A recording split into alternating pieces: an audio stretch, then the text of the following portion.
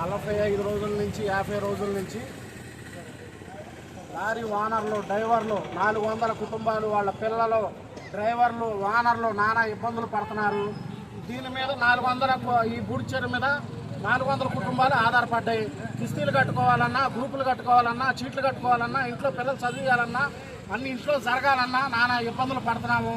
CE గారి నిర్లక్ష్యంగా ఒక్క సమాధానంగా చెప్పకుండా మేము తర్వాత చూద్దామని ఇప్పుడు 50 రోజులు గడిపారు. దీన్ని ఆయన తప్పుడు రిపోర్ట్ ఇచ్చి ఇక్కడ ఏమీ లేదు అన్నట్టుగా తప్పుడు రిపోర్ట్ ఇస్తున్నాడు సిఈ గారు.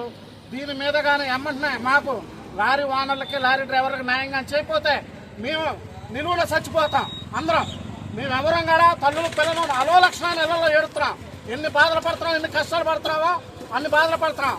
మా ఎమ్మెల్యే గారు అసెంబ్లీలో చెప్పారు లారీ ఓనర్ల గురించి. ఇవాళ సిఈ గారు లెక్క చేయట్లా. కాంట్రాక్ట్ దర్జాగా కోట్ల కాంట్రాక్ట్ దర్జాగా ఆఫీసులో ఉన్నాడు. వీటీపీఎస్ అధికారులకు నెలనాడు జీతాలు వస్తున్నాయి. నానా ఇబ్బందులు, నానా బాధలు పడుతున్నాం మేము. దీనికి మాత్రం ఎమ్మెల్యే పరిష్కారం కావాలి. లేని పక్షాన ధర్మాలు మొత్తం ముట్టడిస్తాం, ధర్మాలకు స్తంభించేదేస్తాం.